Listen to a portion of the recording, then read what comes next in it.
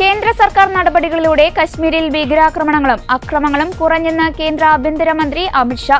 ജമ്മുകാശ്മീരിനെ പ്രത്യേകാധികാരം നൽകുന്ന അനുച്ഛേദം 370 റദ്ദാക്കിയതിലൂടെ ഭരണഘടനാ ശില്പികളുടെ ഒരു ഭരണഘടന ഒരു ത്രിവർണ പതാക എന്ന ആശയം സഫലമാക്കാനായി.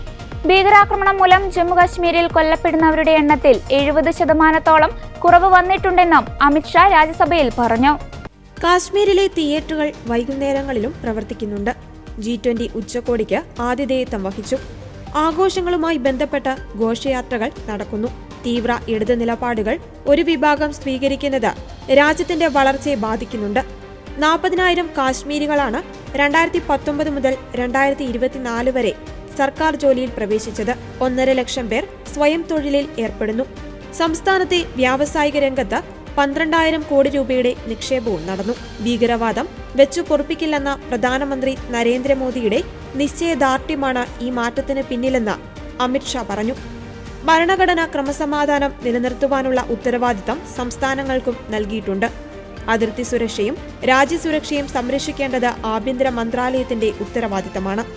എന്നാൽ നിലവിലെ സാഹചര്യത്തിൽ സംസ്ഥാനങ്ങളുടെ അതിർത്തിയിൽ മാത്രമല്ല കുറ്റകൃത്യങ്ങൾ നടക്കുന്നത്.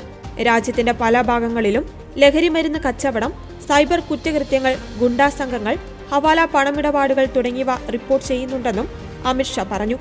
അതിനിടെ തമിഴ്നാട് മുഖ്യമന്ത്രി MK സ്റ്റാലിന്റെ നേതൃത്വത്തിലുള്ള DMK ഭാഷയുടെ പേരിൽ വിഷം പടർത്തുകയാണെന്ന് അമിത്ഷാ ആരോപിച്ചു. കേന്ദ്രം തമിഴ്നാട്ടിലേക്ക് ഹിന്ദി ഭാഷ അടിച്ചേൽപ്പിക്കുകയാണെന്ന ആരോപണങ്ങൾക്കാണ് രാജ്യസഭയിൽ അമിത്ഷാ മറുപടി നൽകിയത്. അഴിമതി മറച്ചുവെക്കുവാനുള്ള മറയായി ഭാഷാ വിവാദം DMK വലിച്ചിഴയ്ക്കുകയാണെന്നും അമിത്ഷാ കുറ്റപ്പെടുത്തി. അഴിമതി മറച്ചുവെക്കാനായി ഭാഷയുടെ കടകൾ നടത്തുകയാണവർ. രാജ്യത്തിന്റെ ആഭരണമാണ് ഓരോ ഭാഷയും. കിഴക്കൻ ഭാഷകളോട് കേന്ദ്രത്തിന് എതിർപ്പാണെന്നാണോ അവർ കരുതുന്നത്? ഭാഷയുടെ പേരിൽ രാഷ്ട്രീയം നടത്തുന്നവർക്ക് അവരുടേതായ മറ്റുദ്ദേശങ്ങളുണ്ടെന്നും അമിത്ഷാ പറഞ്ഞു. ഭാഷയുടെ പേരിൽ DMK രാജ്യത്തെ ഭിന്നിപ്പിക്കുകയാണെന്നും അമിത്ഷാ കൂട്ടിച്ചേർത്തു.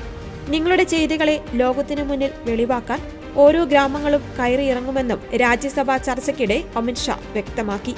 പുതിയ വിദ്യാഭ്യാസ നയത്തിലെ ത്രിഭാഷാ നയം നടപ്പിലാക്കുന്നതിൽ കേന്ദ്രവും തമിഴ്നാട് സർക്കാരും തമ്മിലുള്ള സംഘർഷം കടുക്കുന്ന പശ്ചാത്തലത്തിൽ ഹിന്ദി ഭാഷ സംസ്ഥാനത്തിനുമേൽ അടിച്ചേൽപ്പിക്കുന്നെന്ന് ആരോപിച്ച് കേന്ദ്രത്തെ വിമർശിച്ചുകൊണ്ട് തമിഴ്നാട്ടിൽ നിന്നുള്ള രാജ്യസഭാ MPമാരും രംഗത്ത് വന്നിരുന്നു.